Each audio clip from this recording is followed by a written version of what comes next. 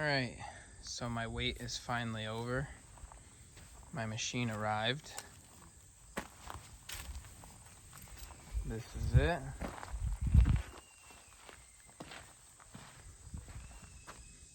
Now I have a huge mess to pick up. If you've seen one unboxing video of these, you've basically seen all of them.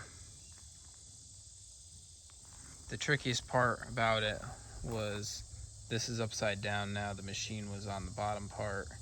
The buckets and the stump grinder attachment were all on top. So those were kind of tricky once it was loaded up on the trailer. Getting all those off wasn't the easiest thing to do, but I just strapped the skid steer. Once I hooked it up there, I strapped the stump grinder head on to the bucket and I yanked that off. Pins, I don't really like these pins that much. When you disconnect them here and go to twist them, as you can see, that one jumped out. You really got to keep them in there. The lock-in is tight, which is a good thing, I guess. You got to wiggle them to get them to fall into place. Under the hood here is pretty nice. This is your hydraulic oil cooler.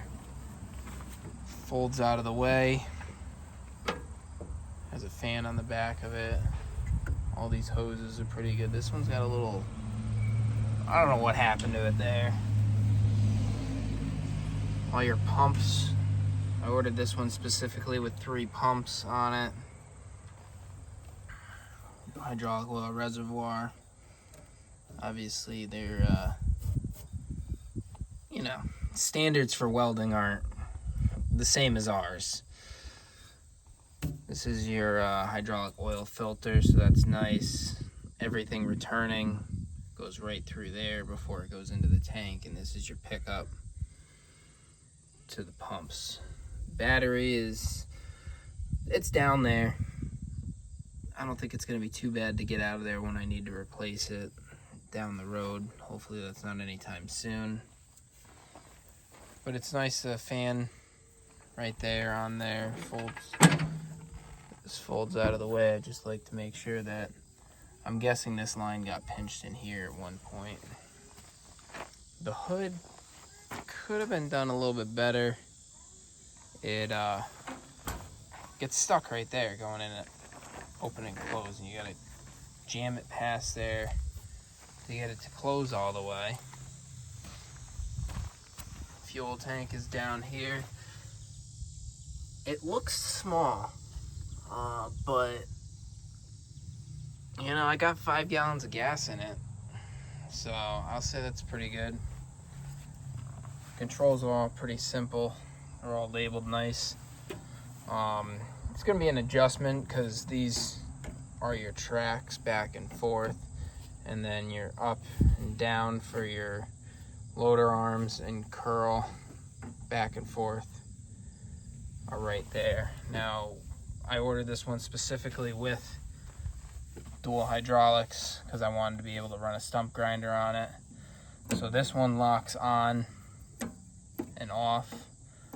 So you can run my 4-in-1 bucket. I hooked it up first to this side. That I realized would be better off on this side because this one returns back and forth very nicely. This is your hydraulic oil temperature right here and hour meter. A couple things that I ran into right off the bat. I had a small leak right here. I tightened that up. More than likely that fixed the issue. Sure, if you're looking into these, you've seen these little toolkits that they give you with these quite comical little grease guns. I already greased everything with my grease gun, but it's like they didn't put a grease fitting on here. Same thing on the other side. And these have those little press in, that style that it has there, where you just press it in and grease it. I don't like those, so I'll probably switch them out. It's weird because all of these are your standard grease fittings, except for up here it has that same one down there, those press-in style ones. This thing, you really have to push it to get it to close. Like I said, I don't really like that, but it is what it is. I did order this one with direct drive motors for the tracks. That's a better route to go. Some of them have a chain driven, the flat track options. Some of those are chain driven. I wanted the triangular tracks. I like those better. You get a lot more ground clearance. It's just a better design. That's why all the machines that you normally see have those. They have some that just have a large sprocket in the back. Still not, I'm not a huge fan of them. Some people are. I already tested this out. I did one stump in the yard. It's gonna take some getting used to. It's kind of hard to see from up there. I think I'm gonna have to stand next to the machine while grinding. Yeah, I picked up this log. It's nothing crazy. Obviously, I grabbed it from the side and yanked it out of the pile. It's only like a 10-inch log, but it's still, you know, it's 8-10 feet long. Everything, you know, it's a mini skid steer, so everything's pretty small. But man, it is a mess opening these boxes, these crates up, and getting it all out. It's tricky, but it can be done, obviously. So I already talked to him about this fan switch, because you hear the fan go right on, switch doesn't shut it off, and then this disconnect is very, very finicky. I'm probably either going to bypass this, or I guess it's got to go all the way up like that. Usually they're half turns, so maybe if I have it all the way up like that, I won't run into problems with it. But this is a very cheap shut off. I'll probably put a different one on there, something a little bit nicer. Obviously I have the Briggs & Stratton Vanguard 23 horsepower on here.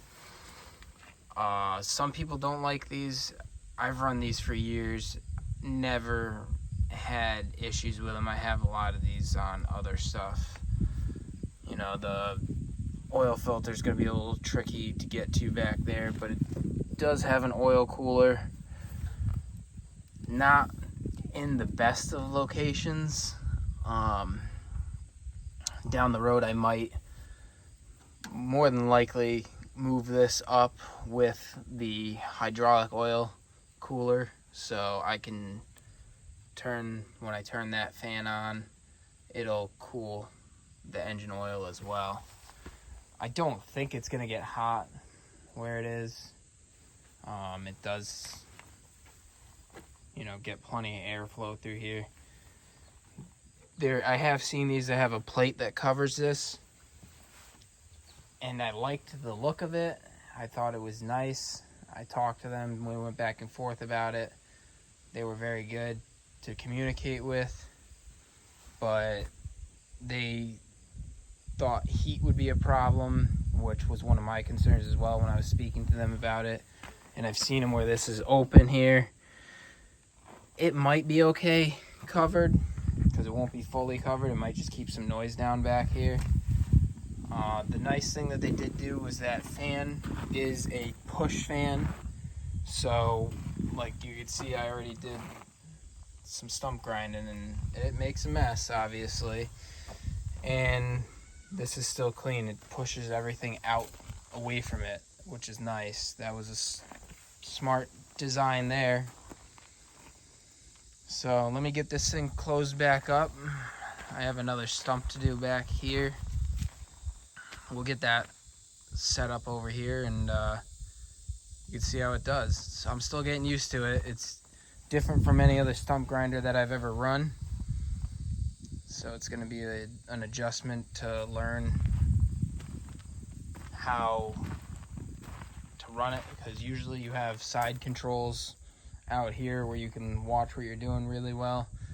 I did that other one standing on the back. It might be easier to stand off to one side and run these controls standing off to the side of the machine. It's probably not that safe, because if you start driving, obviously you got to pay attention and not run yourself over. You know, that would probably suck. So let me get this set up back there and we'll grind a stump and you can see how it does.